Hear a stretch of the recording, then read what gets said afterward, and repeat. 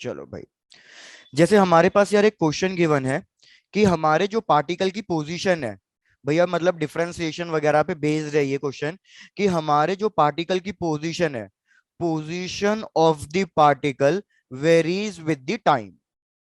Position of the particle varies with the time. और इस तरीके की कोई एक इक्वेशन गिवन है कि t is equals to square root of x+3। आपको इसमें क्या क्या चीजें कैलकुलेट करके बतानी है।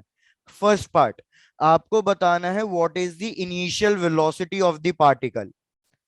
और दूसरा पार्ट, आपको बताना है time eight which final velocity is zero. Time eight which final velocity is zero. चलो ट्राई करो। Question repeat.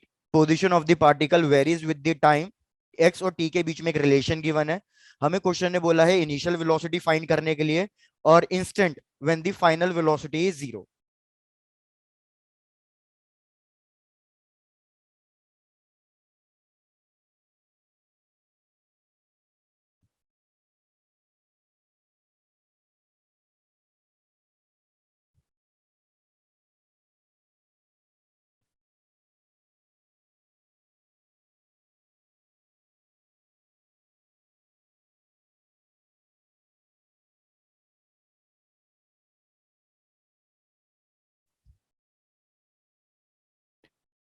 भाई सब सॉल्व कर रहे हो ना?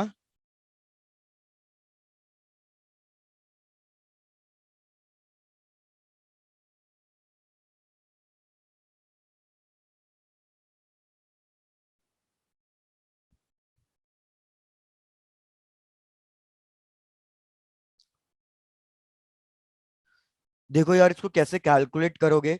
सबसे पहले दोनों साइड स्क्वेयर कर दो।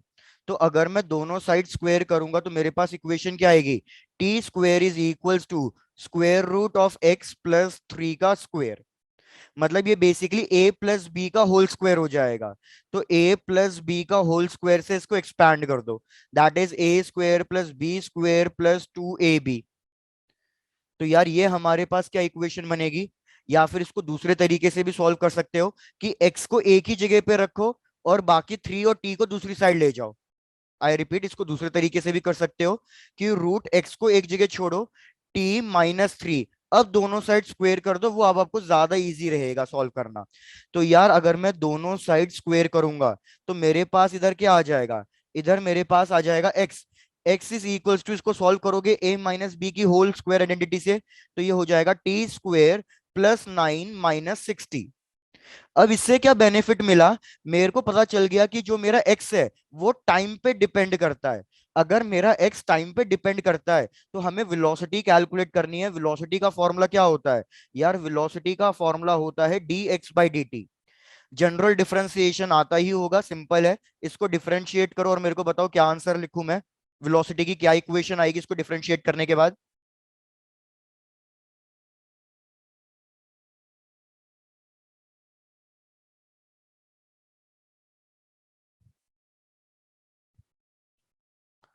तो यार इसको अगर तुम डिफरेंशिएट करोगे तो टी स्क्वायर का डिफरेंशिएशन कितना हो जाएगा?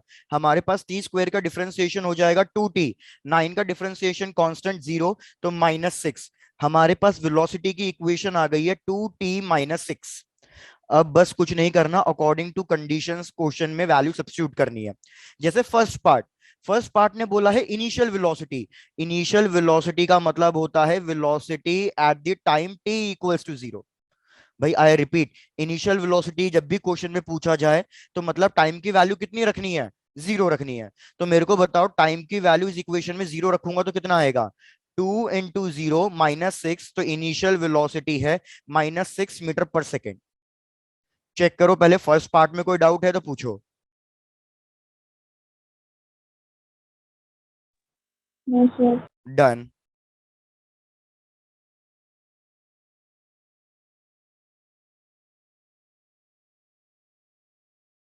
फिर भैया सेकेंड पार्ट, उसने बोला टाइम बताओ जब वेलोसिटी 0 हो जाए। तो यार क्या करना है, हमारे पास जो वेलोसिटी की इक्वेशन आई है, इसको नेक्स्ट स्लाइड पे करके दिखा रहा हूं। हमारे पास वेलोसिटी की इक्वेशन क्या आ गई है? 2t-6। उसने बोला टाइम फाइंड करो जब वेलोसिटी जीरो हो जाए। तो वेलोसिटी को जीरो रखो और टाइम फाइंड करो कि कब वेलोसिटी जीरो हो रही है। तो हमारे पास आएगा 2t = 6। तो t = 3 सेकेंड्स। मतलब थर्ड सेकेंड पे हमारे पार्टिकल की वेलोसिटी क्या हो जाएगी? जीरो हो जाएगी। बस सिंपल कॉन्सेप्ट। तो पूरा क्वेश्चन कंप्लीट करो और चेक करो, कोई डाउट है तो पूछो इसमें। इनिशियल वेलोसिटी के लिए टाइम को जीरो कर दो। टाइम पूछा, जब फाइनल वेलोसिटी जीरो हो तो वेलोसिटी को जीरो कर दो।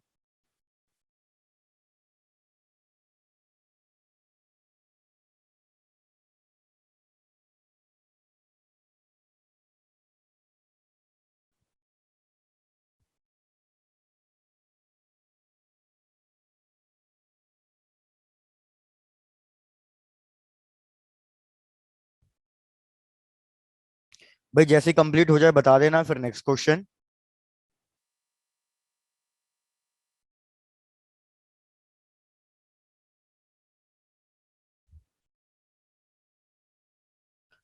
चलो आओ नेक्स्ट क्वेश्चन देखो। डन। चलो बढ़िया। आ जाओ नेक्स्ट क्वेश्चन देखो। यार नेक्स्ट क्वेश्चन भी बिल्कुल सिंपल ही है। क्वेश्चन कह रहा है कि हमारे पास ये हॉरिजॉन्टल रिंग रखी हुई है। ये एक रिंग है जो मैंने ऐसे हाथ पे हॉरिजॉन्टल सरफेस पे रखी हुई है। इसका रेडियस हमें गिवन है कि यार इसका रेडियस है हमारे पास आर, और कुछ ना कुछ यूनिफॉर्म इलेक्ट्रिक फील्ड लाइन इससे पास कर रही है। हमें पता है कि भैया यूनिफॉर्म इलेक्ट्रिक फील्ड लाइन से, क्योंकि ये पैरेलल लाइंस के फॉर्म में है, तो ये यूनिफॉर्म इलेक्ट्रिक फील्ड लाइन से जो इस रिंग से पेनिट्रेट करके बाहर निकल रही है। भैया इसका हमें गिवन है दैट इज ई नॉट। यहाँ पे जो ये एंगल है, ये एंगल हमें गिवन है। सपोज दिस एंगल, उसको थीटा ले रहा हूं। हमें ये एंगल गिवन है कि एंगल थीटा कितना है? 37 डिग्री। क्वेश्चन ने क्या फाइंड करने के लिए बोला है? क्वेश्चन ने बोला है find the electric flux, find the electric flux through the ring.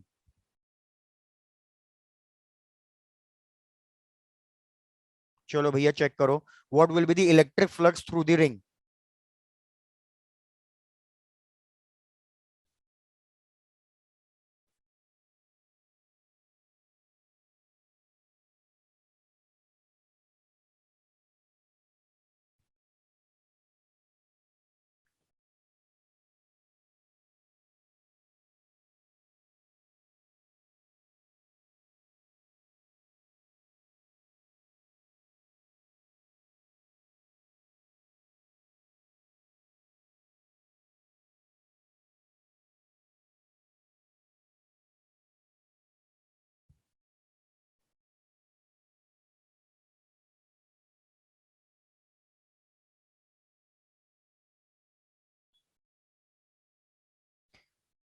यार ये तो बिल्कुल सिंपल क्वेश्चन था। हमें पता है इलेक्ट्रिक फ्लक्स का फॉर्मूला होता है E A cos phi. Phi किसके बीच का एंगल होना चाहिए? भैया phi is the angle between electric field and area, नहीं एरिया वेक्टर। तो सबसे पहले तो इस रिंग का एरिया वेक्टर ड्रॉ करो। इस रिंग का एरिया वेक्टर किधर आएगा? तो हमें पता है यार इस रिंग का एरिया वेक्टर जो आएगा वो आएगा ऊपर की तरफ कहीं ना कहीं। तो ये मैंने रिंग का एरिया वेक्टर ड्रॉ कर दिया कि भैया रिंग का एरिया वेक्टर ऊपर भी हो सकता है, नीचे भी हो सकता है। मैंने ऊपर वाला एरिया वेक्टर कंसिडर किया है। ये हो गया हमारे पास एरिया वेक्टर। अब बस क्या करना है, इलेक्ट्रिक फील्ड को स्प्लिट कर दो अपने दो पार्ट्स में। नहीं तो इधर इलेक्ट्रिक फील्ड को स्प्लिट भी मत करो। अब आप मेरे को फ्लक्स का फॉर्मूला लिख के बताओ। इलेक्ट्रिक फील्ड की वैल्यू गिवन है ई नॉट इंटू एरिया। भैया रिंग का एरिया कितना होता है? रिंग का एरिया होता है पाई आर स्क्वेयर। अब बस मेरे को एंगल की वैल्यू बता दो कि एंगल की वैल्यू कितनी लिखूं एरिया वेक्टर और इलेक्ट्रिक फील्ड के बीच में। What will be the angle between area vector and electric field? तो यार इस चीज को समझो, अगर हमारे पास ये एक्स एक्सिस है, ये वाई एक्सिस है, X axis and Y axis, तो मेरे को अभी तक क्या पता था कि हमारे पास जो इलेक्ट्रिक फील्ड है वो एंगल बना रही है यहाँ पे 37 डिग्री। अगर यहाँ पे इलेक्ट्रिक फील्ड 37 डिग्री बना रही है तो यार ये रिमेनिंग एंगल कितना बनेगा जो वाई एक्सिस के साथ बनेगा? वाई एक्सिस हमारा एरिया वेक्टर है, ये एंगल कितना बनेगा? तो यार ये एंगल 90 - 37, ये 53 डिग्री हो जाएगा। तो यहाँ पे हम वही कर देंगे कि cos 53 डिग्री। तो यार ये हो गया हमारे पास ई नॉट पाई आर स्क्वायर। आपको यार कॉस 53 डिग्री की वैल्यू पता होनी चाहिए कि कॉस 53 डिग्री की वैल्यू कितनी होती है, 3/5। तो बस यही फाइनल आंसर है, 3/5 e not pi r square.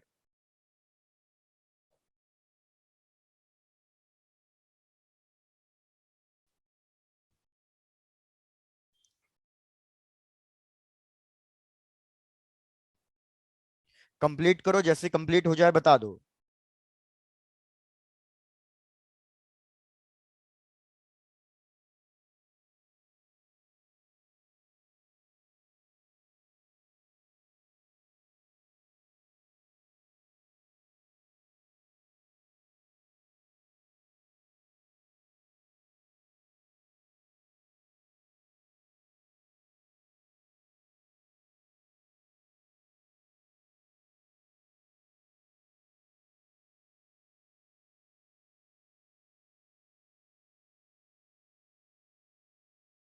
चलो भाई आते हैं नेक्स्ट क्वेश्चन पे, नेक्स्ट क्वेश्चन पे ट्राई करो।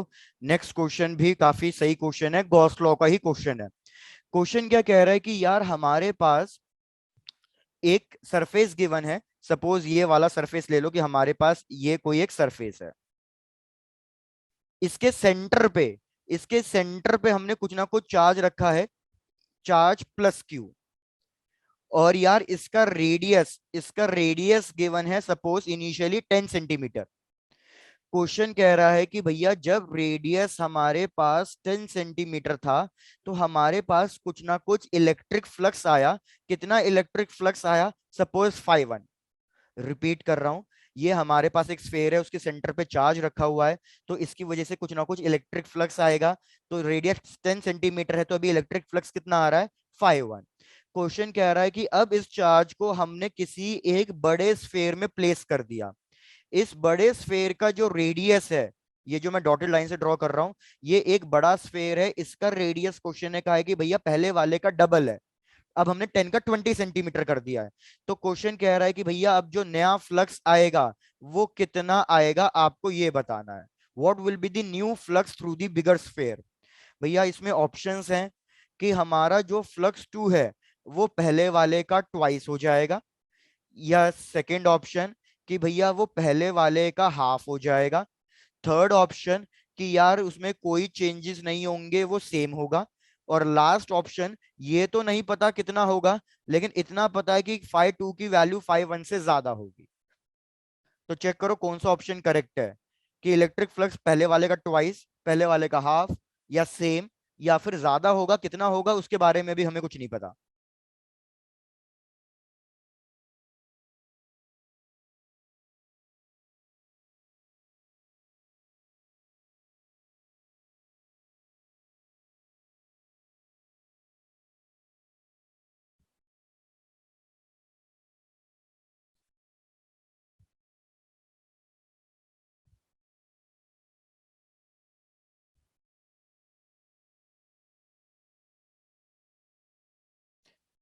तो यार एक चीज याद रखो, इलेक्ट्रिक फ्लक्स का फॉर्मूला होता है Q enclosed by epsilon not.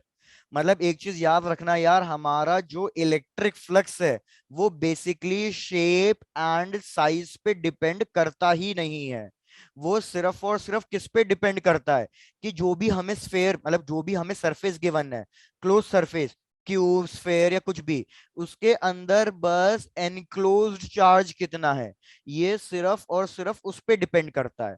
तो जब मैंने छोटा स्फेयर लिया था तो उसके अंदर कितना चार्ज था, एक सिंगल चार्ज था, प्लस क्यू। अब जब मैंने बड़ा स्फेयर लिया है तो उसके अंदर कितना चार्ज है, उसके अंदर अभी भी चार्ज उतना ही है, प्लस क्यू। तो यार जब हमारा सिर्फ एनक्लोज चार्ज पे डिपेंड करता है, शेप और साइज पे डिपेंड नहीं करता, तो चाहे मैं रेडियस डबल करूं, चाहे मैं स्फेयर की जगह अब क्यूबॉइड या क्यूब ड्रॉ कर देता, तो भी कोई फर्क नहीं पड़ता, हमारा जो इलेक्ट्रिक फ्लक्स है वो हमारा सेम ही आता। हाँ, अगर मैं इलेक्ट्रिक फील्ड की बात करता तो इलेक्ट्रिक फील्ड एरिया पे डिपेंड करती है, तो इलेक्ट्रिक फील्ड की वैल्यू जरूर चेंज हो जाएगी, लेकिन इलेक्ट्रिक फ्लक्स सेम रहेगा।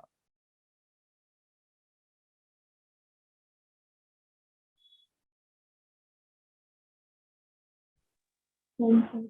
डन, चलो बढ़िया। भैया नेक्स्ट क्वेश्चन पे आ जाओ।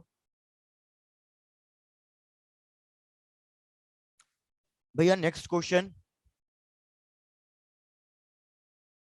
ये हमारे पास दो रिंग्स गिवन है और ये दोनों की दोनों रिंग्स म्यूचुअली परपेंडिकुलर है और इनका सेंटर सेम है।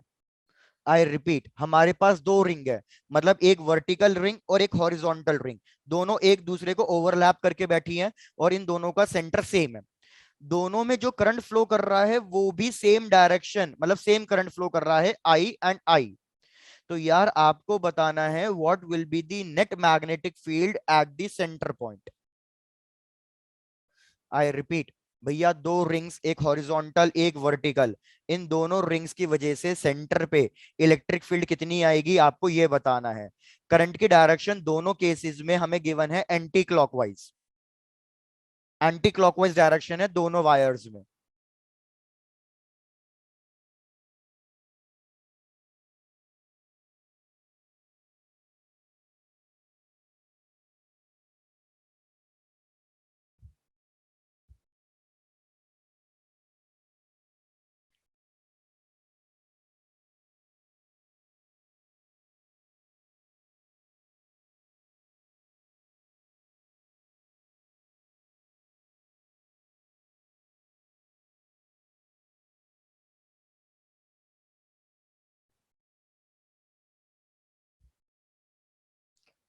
तो यार देखो उसको कैसे सॉल्व करेंगे। अगर मैं ये हॉरिजॉन्टल रिंग ले रहा हूं और मैं कह रहा हूं कि यार इसमें करंट फ्लो कर रहा है हमारे पास एंटी क्लॉकवाइज, तो यार इसकी वजह से सबसे पहले चेक करो कि सेंटर पे मैग्नेटिक फील्ड की क्या डायरेक्शन आ रही है। तो अगर मैं right hand thumb rule open करूं भैया, मेरा थंब इधर जाएगा और मैं पॉइंट ओ पे फिंगर्स को कर्ल करूं, तो पॉइंट ओ पे फिंगर्स को अगर आप कर्ल करोगे तो इसके पास जो डायरेक्शन आएगी सेंटर पॉइंट पे, वो हमारे पास अपवर्ड्स आएगी। तो हमारी इस हॉरिजॉन्टल की वजह से जो मैग्नेटिक फील्ड है वो भैया अपवर्ड्स आ रही है। फिर सिमिलरली अगर आप वर्टिकल की वजह से मैग्नेटिक फील्ड कैलकुलेट करोगे, तो भैया वर्टिकल की वजह से जो मैग्नेटिक फील्ड आएगी वो आएगी हमारे पास लेफ्ट साइड में। ये आ गई है वर्टिकल की वजह से मैग्नेटिक फील्ड। तो यार magnetic field due to a circular coil, centre पे फॉर्मूला क्या होता है? Magnetic field due to a circular coil at it centre का फॉर्मूला होता है mu naught I divided by 2r। तो ये दोनों मैग्नेटिक फील्ड की वैल्यू एग्जैक्टली सेम होगी, mu naught I by 2r, और यहाँ पे भी मैग्नेटिक फील्ड की वैल्यू एग्जैक्टली सेम होगी वर्टिकल की वजह से, mu naught I by 2r। इन दोनों के बीच में एंगल 90 डिग्री है। यार मैं आपको वेक्टर्स में ये चीज कितनी बार बोल चुका हूं कि अगर हमारे पास दो वेक्टर्स हैं और वो दोनों वेक्टर्स की वैल्यू सेम है और वो 90 डिग्री पे एक्ट कर रहे हैं, तो भैया रिजल्टेंट कितना आता है? जब भी दो इक्वल वेक्टर्स 90 डिग्री पे एक्ट करते हैं तो याद रखना मैंने आपको बताया है भाई वो रूट 2 टाइम्स आता है। तो इधर भी वही होगा कि यार जब मैं इनका रिजल्टेंट निकालूंगा तो इनका रिजल्टेंट क्या होगा भैया, इन दोनों को बाइसेक्ट करेगा और नेट मैग्नेटिक फील्ड होगी रूट 2 टाइम्स बी एच या बी वी, क्योंकि दोनों की वैल्यू तो अल्टीमेटली सेम ही है। तो इसलिए यहाँ पे फाइनल आंसर लिख रहा हूं कि हमारे पास बी नेट कितना आएगा, root 2 mu naught I divided by 2r। ये है फाइनल आंसर कि net magnetic field is root 2 mu naught I by 2r।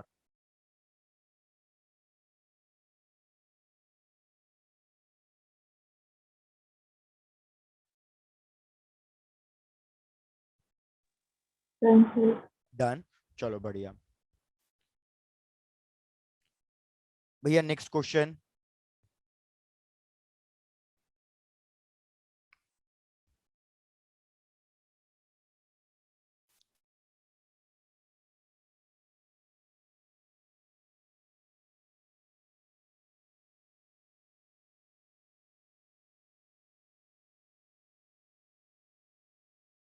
भैया नेक्स्ट क्वेश्चन फ्लूइड मैकेनिक्स से है। सिंपल सा क्वेश्चन है कि हमारे पास ये एक यूट्यूब मैनोमीटर गिवन है, इसके अंदर बेसिकली हमने फिल किए हैं 3 लिक्विड्स। आई रिपीट, ये हमारे पास एक यूट्यूब मैनोमीटर है, इसके अंदर सबसे पहले बेस पे मैंने फिल किया है मर्क्यूरी। जब मैंने बेस पे मर्क्यूरी फिल किया तो भैया ये लेवल आ जाएगा मर्क्यूरी का। थोड़ा सही से ड्रॉ कर देता हूं कि भैया ये हमारे पास नीचे मर्क्यूरी मर्क्यूरी फील्ड है पूरा। अब हमने क्या किया यार, एक जगह से हमने ग्लिसरीन डाल दिया, ग्लिसरीन। तो जब मैं एक जगह से ग्लिसरीन डाल रहा हूं तो उसकी वजह से क्या होगा, एक साइड से मर्क्यूरी का लेवल थोड़ा सा डाउन हो जाएगा, वेरेज एक साइड से मर्क्यूरी का लेवल इंक्रीज कर जाएगा। तो भाई मैं कह रहा हूं कि मर्क्यूरी का लेवल यहाँ पे इंक्रीज कर चुका है, ये इंटरफेस हो गया यहाँ पे ग्लिसरीन और मर्क्यूरी, तो मर्क्यूरी का लेवल यहाँ पे इंक्रीज हो गया। अब हमने क्या किया, जो दूसरा एंड है यहाँ पे हमने डाल दिया है कुछ ना कुछ ऑयल। और ऑयल कितना डाला है हमने भैया, ऑयल इतना डाला है कि जो ग्रीन कलर का अपर सरफेस है, मतलब ग्लिसरीन का, और जो इस ऑयल का अपर सरफेस है, ये दोनों एग्जैक्टली सेम लेवल पे हैं। आई रिपीट, पूरा क्वेश्चन रिपीट कर रहा हूं भैया। यूट्यूब मैनोमीटर लिया यूनिफॉर्म क्रॉस सेक्शन का, पहले मर्क्यूरी फिल किया, उसके बाद हमने ग्लिसरीन डाला। तो जब हमने ग्लिसरीन डाला तो उसकी वजह से क्या हुआ है, एक साइड मर्क्यूरी का लेवल डाउन, एक साइड मर्क्यूरी का लेवल अप। ग्लिसरीन की डेंसिटी हमें गिवन है 1.3 ग्राम पर सेंटीमीटर क्यूब। मर्क्यूरी का लेवल इंक्रीज हुआ तो इसके ऊपर हमने डाल दिया है ऑयल, और ऑयल इस तरीके से डाला है कि ऑयल का अपर लेवल और ग्लिसरीन का अपर लेवल बिल्कुल सेम लेवल पे है। भैया मर्क्यूरी की डेंसिटी हमें गिवन है, दैट इज 13.6 ग्राम पर सेंटीमीटर क्यूब। टोटल ग्लिसरीन कितनी हाइट तक फिल किया हुआ है भैया, टोटल ग्लिसरीन कितनी हाइट तक फिल किया हुआ है हमें ये भी गिवन है, दैट इज 10 सेंटीमीटर। ग्रेविटी की वैल्यू क्वेश्चन ने कहा है कि लेनी है तो 10 मीटर पर सेकेंड स्क्वायर ले लो। बस सारी इंफॉर्मेशन गिवन है। इसकी हेल्प से हमें क्या फाइंड करना है भैया, इस क्वेश्चन की हेल्प से हमें ये फाइंड करना है कि हमने ऑयल कितनी हाइट तक फिल किया है, what is the height of the oil column, कि ये हमने ऑयल कितनी हाइट तक फिल किया है। Try to calculate.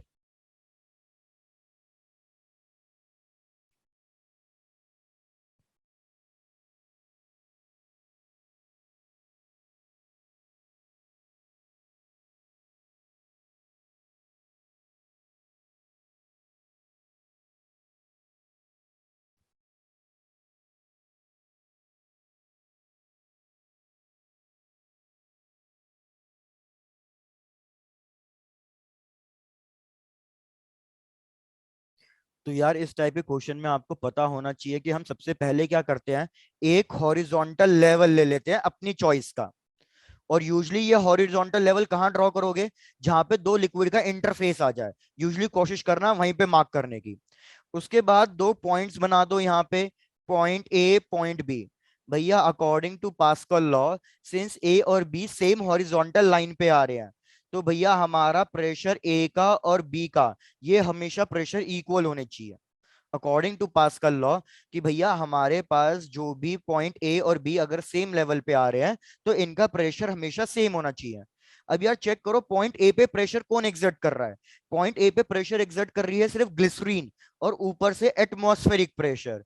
तो मैं क्या लिखूंगा कि density of glycerine into gravity into height, rho G H pressure का फॉर्मूला, प्लस एटमॉस्फेरिक प्रेशर, ये पॉइंट ए का प्रेशर है।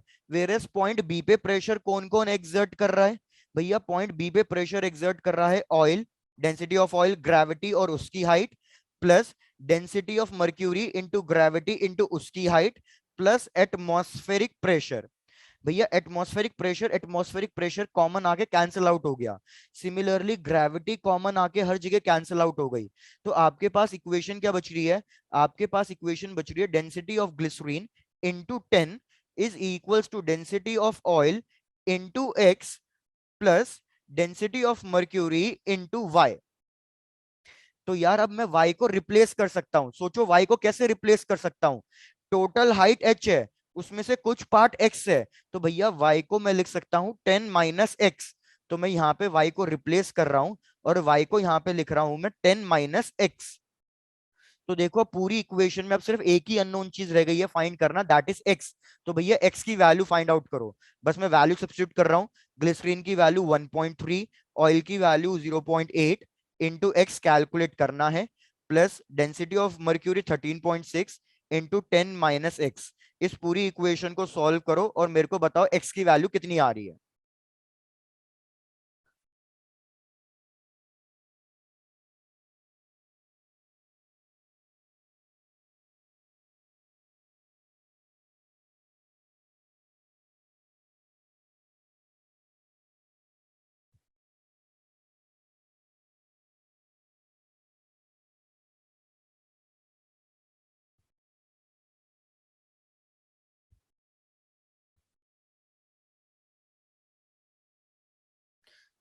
तो यार अगर आप x की वैल्यू कैलकुलेट करोगे इस पूरी इक्वेशन को सॉल्व करके, तो x की वैल्यू आएगी अप्रोक्सीमेटली हमारे पास 9.6 सेंटीमीटर।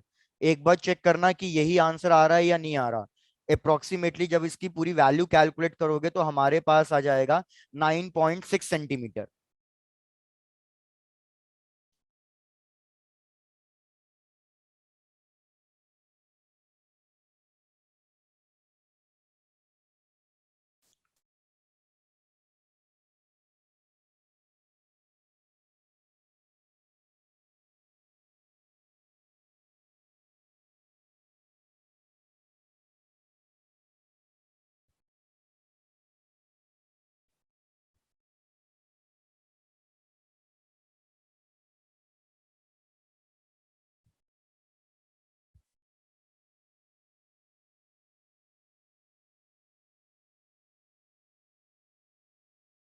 क्या नेक्स्ट क्वेश्चन पे बढ़ चले?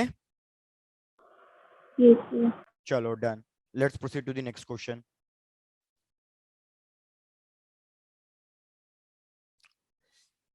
भाई नेक्स्ट क्वेश्चन, एक मिनट रुको, नेक्स्ट क्वेश्चन, एक सेकेंड प्लीज।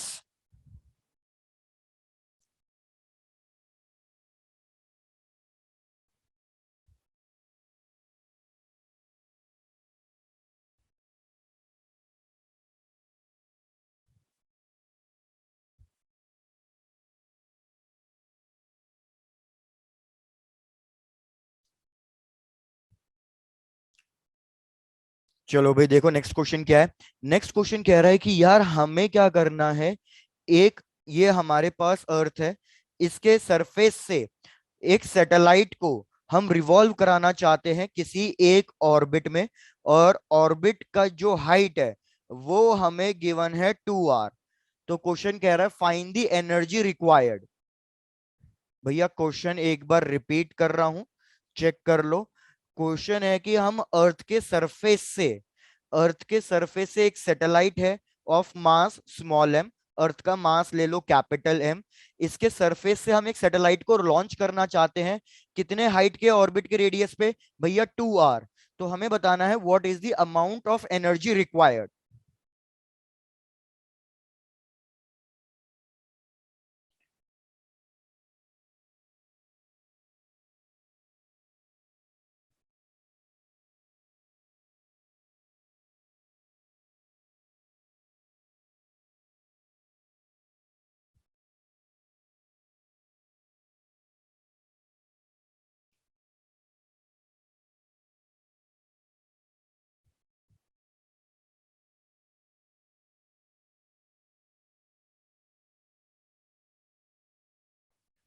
यार बिल्कुल सिंपल है, इसमें भी फॉर्मूला शायद से आपको याद नहीं होगा पोटेंशियल एनर्जी का। अगर मैं पार्टिकल को यहां से ऊपर तक लेके जा रहा हूं तो मेरे को पोटेंशियल एनर्जी का फॉर्मूला यूज करना है, क्योंकि पार्टिकल की पोटेंशियल एनर्जी इंक्रीज हो जाएगी। तो पोटेंशियल एनर्जी का फॉर्मूला -Gmm डिवाइडेड बाय जो भी डिस्टेंस है सेंटर से।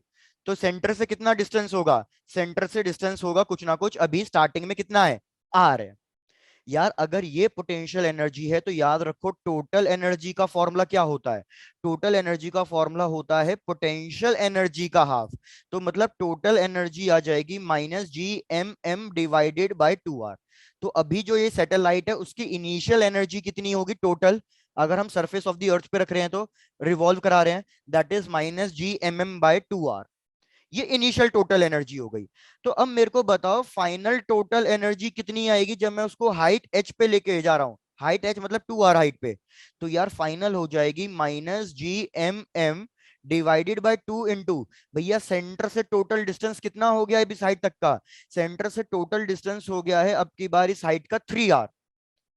तो यार हमारे पास फाइनल आ जाएगी ये -Gmm डिवाइडेड बाय 6r। अब आपको क्या करना है? यार आपके पास इनिशियल टोटल एनर्जी आ गई है, फाइनल टोटल एनर्जी आ गई है, तो इन दोनों टोटल एनर्जीज को सब्ट्रैक्ट कर दो और चेंज इन टोटल एनर्जी निकाल लो। तो जब आप चेंज इन टोटल एनर्जी निकाल लोगे तो आपको पता चल जाएगा कि कितनी एनर्जी रिक्वायर्ड है भैया इस सैटेलाइट को ऊपर तक इस ऑर्बिट में रिवॉल्व कराने के लिए, रोटेट कराने के लिए।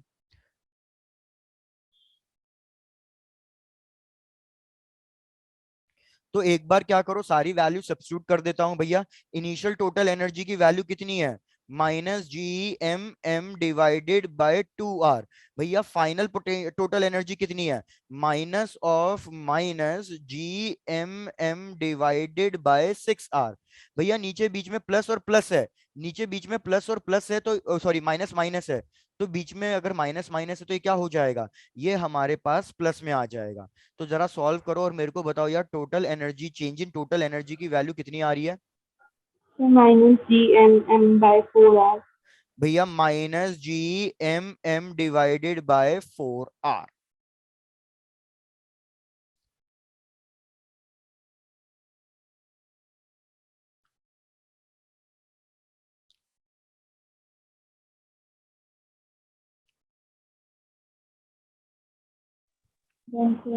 डन, चलो बढ़िया।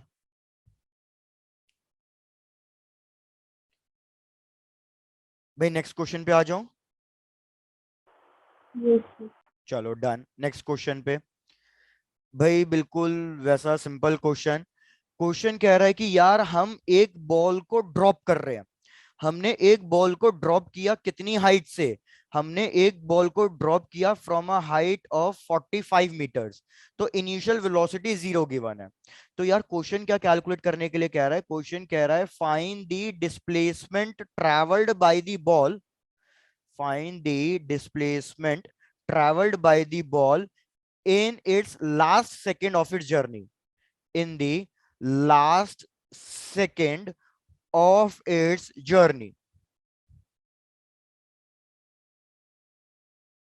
तो सोचो अब ये वाला क्वेश्चन कैसे कैलकुलेट करोगे।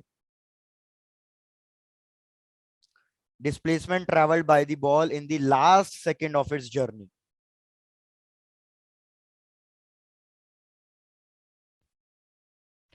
तो यार सबसे पहले तो इस क्वेश्चन में क्या करना पड़ेगा, आपको ये पता करना पड़ेगा कि यार ये टोटल टाइम ले कितना रही है बॉल नीचे गिरने में। तो ये बॉल टोटल टाइम कितना ले रही है नीचे गिरने में। तो भैया सबसे पहले इसको कैलकुलेट करो, यहां लिख देता हूं। टोटल टाइम कैसे कैलकुलेट करोगे, भैया सबसे पहले इक्वेशन यूज करो, S equals to UT plus half AT²। S की वैल्यू गिवन है, इनिशियल वैल्यू वेलोसिटी की गिवन है, एक्सीलरेशन आपको पता ही है, एक्सीलरेशन इस केस में ग्रेविटी के बराबर हो जाता है। ग्रेविटी को फिलहाल 10 मीटर पर सेकेंड स्क्वायर ले लो। Try to calculate the total time की, भैया टोटल टाइम कितना आ रहा है।